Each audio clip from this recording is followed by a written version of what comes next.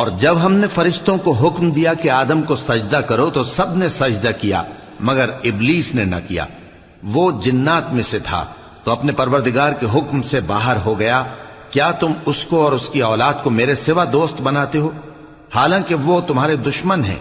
اور شیطان کی دوستی ظالموں کے لیے اللہ کی دوستی کا برا بدل ہے۔ میں نے ان کو نہ تو آسمانوں اور زمین کے پیدا کرنے کے وقت بلایا تھا اور نہ خود ان کے پیدا کرنے کے وقت،